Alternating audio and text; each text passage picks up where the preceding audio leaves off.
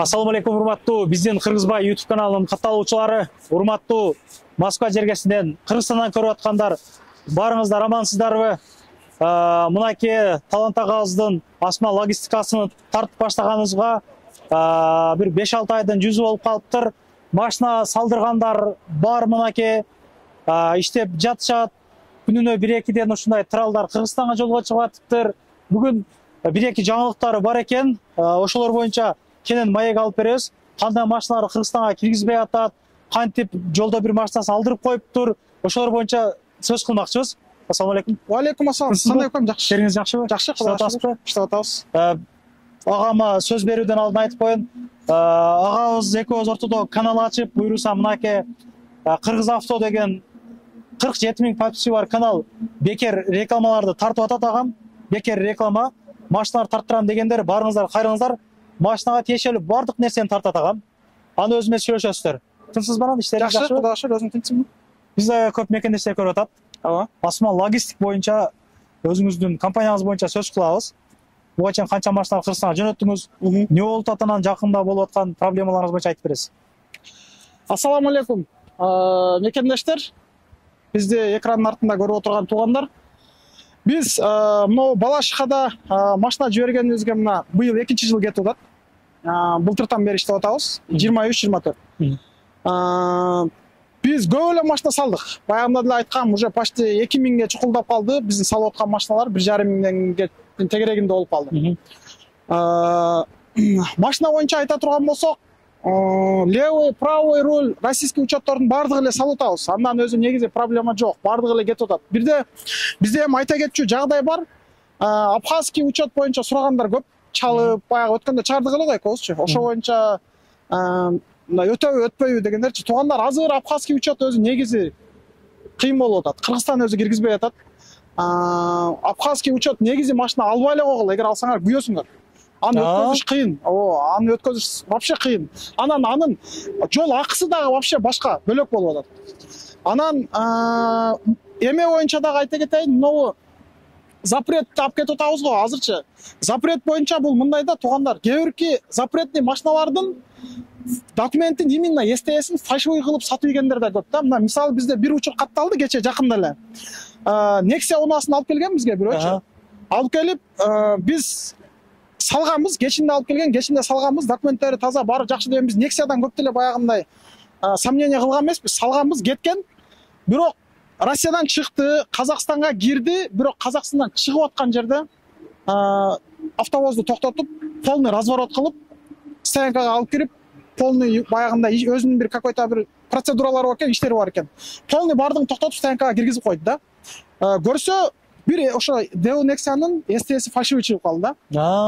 Ошон үчүн туугандар, STS'ти именно машинанын запретныйларды алып атканда, машинанын именно техпаспорт кичинекей розовый бумажкага STS'ке көңүл бургула туугандар. Анан кийин эми азыр бизде пока биз мындай эле текшеребиз, бирок ультрафиолетовый дагы эмебиз бар, ошону менен текшерип салат окшойбуз. Себеп дегенде биз сомнение кылып алган, мисалы Nexиалардан да чыгып атат да. Ушундай ситуациячы. А так негизи запретныйларды кудайга шүгүр биз өтүп аткан граница түзгө эле болуп атат, жакшы эле алып өтүп атабыз, эми анча-мынча сураган жерге берип дегендейчи. А так негизи баары эле өтүп атат. Анан туугандар айта кетчү дагы бир жагдай. Правый руль боюнчачы. Правый руль боюнча казактар дагы азыр кичине тырыңдап, ар бир эмесин өздөрүнүн бир какой-то правилаларын ойлонуп чыгара калып, анан автобоздон Российский учет болсо дагы. Российский учет таптаза болсо дагы айдап автобоздон айдап чыгып жөн айда өткүлө, анан кийин объяснительный жазгыла, Казакстанда калбайбы, ушундай деген ошон кичине проблемалар көп болуп атат да. Кээ биркилер баягы бир бааны айтып коесуң, фит болчу правый руль, арзан эле алып кете бергиле деп келип калат да. Ошолорго баягы правый рульдун кичине баягындай өзүнүн бир кичине баягындай проблемалары кошулуп калып атат да. Эми бардыгын мүмкүн болушунча чогултуп эле, мүмкүн болушунча эле баягы бир өзүбүздүн мекендештер көтөрө турган бир бага эле алып кеткен аракет кылып атабыз. Негизичи. Ошондой. Анан кийин дагы бир жагдайлар, айта кетчү жагдайлар. Туугандар, бизде автобус Москва, Бишкек почти күндө эле чыгып атат. Күндө. Может, 2 күндүн бир күн толбой калса, экинчи күнү чыгышы мүмкүн. 2 күндүн биринде же болбосо күндө кетип атат. Москва, Ош, мына бизде мына азыр именно мына машина Москва, Ошко кетип атат. Мына ушулардын бардыгы Ошко кетет. Оштун Бизден биякта толку Кыргызстанга көп машина кетип атат окшойт да. Кыргызстанга өзү негизи ал жактан көп машина келип атат. Жаңы машиналарчы. Как раз ошондо айта кетейин, азыр унута электе. Ал жактан бул жакка туугандар жол кире кымбат болуп атат. Көбү чалып сурап калышат да, жол кире кымбат 100 000. Себеби ал жактан только жаңы машиналар, анан жаңы машиналар өтө көп. Ар бир машинаны 1200, 1300, 1400 долларга чейин алып келип атабыз бул жаккачы. Бул жакка келиши. Анан бияка кетиши арзан болуп атат, бирокчу. Анан могу Ошко кетет именно. Кече дагы реклама кылганбыз, мына бүгүн дагы айтып атабыз. Бул именно ушу автобус Ошко кетет. Оштун автобусу туугандар бир жумада бир араң чыгарып атабыз да. Ошко. Ошко, ооба. Анан эгер кетирем дегендер алып келсеңиздер, срок бир примерно 12 күндө алып атабыз. 12-14 күн, 2 жумадычы. Бу жерде бир жума туруп калышы мүмкүн, Оштун автобусу айланып келгичечи. Ошко каттаган автобус өзү аз да. Бишкекке караганда аз. Бишкектики туугандар без остановки. Кээде күндө. Анан дагы бир жагдай бар. Бизде баягы экспресс доставка деп коебуз. 3 машина жүктөп кеткен эвакуатор дагы бар. Кече могу жерде турду эле ошолчу туугандар. Бирок кече биз эми 3 машинаны сразу резко жүктөп кетирип ийдик да. Канча? Тыйыныбы? Экспресс доставкага 2000 евро эле алып атабыз. 2000. Только автобус 6 күндө жетсе, 7 күндө жетсе, экспресс доставканыкы 4 күн, 3 күн, 4 күн. 4 күн. Ооба. Эми 3 күндө 4 күн. 4 күндө жетип атат. Анан туугандар баягы өткөндөгү биз экөөбүз жазган видео боюнча баягы сообщение аркасында комментарийга көбү жазыптыр. Мен ушуларга салып күйгөм. Анан мындай кылгам, андай кылгам дегендер. Туугандар, Балашка Осман логистик эч кимди күйгүзгөн эмес туугандар. Биз мүмкүн болушунча аракет кылып, ар бир сүйлөгөн сөзүбүзгө жооп берген аракет кылабыз. Пока эч кимди наразы кылбадык, эч кимди күйгүзбөдүк. Кудай тоба кылдым, андан Кудай сактасын. Ар бир машинаны срок кечигип калышы мүмкүн. Бирок күйгүзүп ийип, анан машинасын бир нерсе кылып, жок кылып ийип, Ошко деп алдыкпы, демек Ошко жеткирип берип атабыз. Бишкек деп алдыкпы, демек Бишкекке жеткирип берип атабыз. Андан проблема жок. Канча автобус бар анан мына шоферларыңыз кандай водителер уктап жолду мындай эс алып кетишеби же кандай? Шопурлар, ошону айтып койсоңуз. Ооба, шопурлар мындай проверенный эле. 1 жылдан бери, мына 2 жылдан бери иштешип аткан эле водительдер. Булардын көбү бир-бирден эле айдайт, бирок кеч киргенде обязательно уктап, эртең менен туруп, эми ответственность деген бар. Ал жактан жаңы машиналар жүктөп келет, бул жактан эскилер жүктөп кетип атса деле бирөөнүн баягы менет менен тапкан машиналары да. Эң туура да. Ошолорду мүмкүн болушунча баягы уктап, эс алып, Кудай сактасын, Кудай анын бетин ары кылсын, багында проблема нерсе болгон жок. Каттала элек пока. Кудай сактасын ал. Кудай сактасын. Туугандар, эми мындай болуп аттыр да. Ошол эми биз деле иштеп тапканыбызды колдон келишинче жөнөтүп атыппыз да машиналардычы. Кыргызстандан башка жактардан келип мындай арзаныраак түшкөн үчүн через Кыргызстандан алып келип аткандыр балким.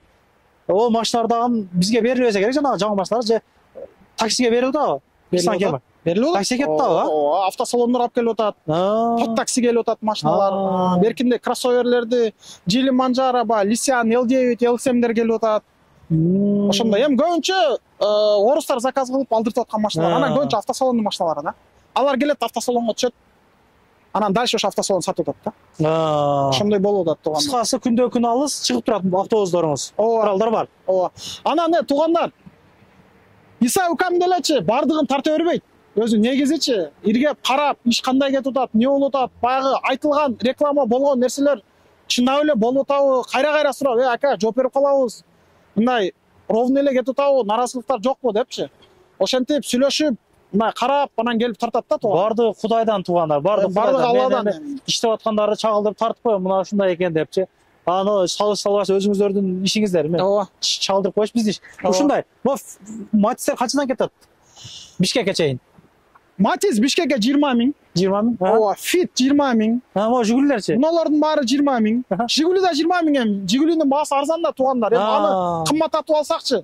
Өзү 60 000ге Жигули алса, анан кийин анын баасын кымбаттатып берсе болбой калат. Болбой калат. Наркычы мына жиппи эмне? Наркы Palisade. Мунун баасы кымбат. Эгер Бишкек болгон болсо, мунун баасы 30 болот. Себеби бул жаңы машина да. Бул ошого жараша ответственность бар да. Мисалы 23-жылкы, 22-жылкы машиналарды биздин кыргыздар деле алып салып атышпайбы? Бияктан аякачы, мисалы айдап жүрүп кайра салгандар бар да. Ошого жараша ответственность бар. Анан баасын бир аз кымбат кылып алсак, эртең бир жери чийилип кетсе, мисалы аяк баргандан кийин, эмне чий экен төлөп бер дейт да. Ошондой учуруп ойлойсуз да? Болду, бирөө царапинага акча бердик. Акча бердиңиздер. Акча бердик. Мындай түшүрүп атканда чийип алган да.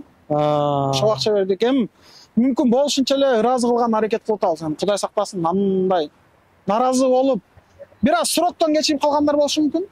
Сиз айткан сроктон кеч келди дегендер. А так негизи грубый нарушение жок да. Иш болгон жерде билесиң, бир аз баягындай болот, бирок грубый жок. Күйүп кеткендер жок да, комментарийга жазгандарчы. Ошондой. Мына ушундай мекендештер, ишиңиздерге ийгилик. Ар дайым ынтымактыкта, биримдикте ушундай машинаны салыштык барыбызга насип этсин. Бул деле бир бакыт. Биздин эң максаттарыбыздан эң жакшы, чоң, бийик максаттарыбыз үй алуу, машина салуу, үйлөнүү, той берүү, башка максат деле жок болсо керек негизи. Эми мындай да, эң бийик максаттарыбыз бар. Иншалла. Эркек бактылуу болуш үчүн жакшы жубай, жакшы үй, анан жакшы улоо деп коет эми машина. Ушу 3 нерсе болсо бул эркек бактылуу дейт да. Ошон үчүн машина баягы алып келген машинаңарды мүмкүн болушунча силерди бактылуу кылып эле жеткирип атабыз эми. Проблема, Кудай сактасын, баары жакшы. Жакшы. Агабыздын номерлерин сактап калыңыздар, скриншот кылып калыңыздар. Таксисте иштегендердин ошол полный туугандык группалар менен бөлүшүп коюңуздар. Тынччылыкта биримте көрүшүп жүрөр элек. Ассаламу алейкум. Канал каттала кеттиңиздер. Агам каналына бекер рекламаларды тартат машиналарды мен комментарийга опцияна канал тиркеп койдум. Кирип катталып көрүп койсоңуздар болот. Көрүшкөнчө. Ассаламу алейкум туугандар. Анан дагы мекендештер кимдир бирөөлөрдө кирди чыкты маселелери болуп, ишеничтүү адамдарды таппай жаткан болсоңуздар, мен ушул жерге Сүйүн агамдын номерлерин коюп койгонмун. До конца айдайт, келгенден кийин 3 айга коюп берет, чыкпай туруп, чорныйдан базадан текшерип берет. Ушул окшогон 7 орундуу Альфард Сиеналар менен чыгып келесиздер. Сүйүн кирди чыкты ушул жерге коюп койдум.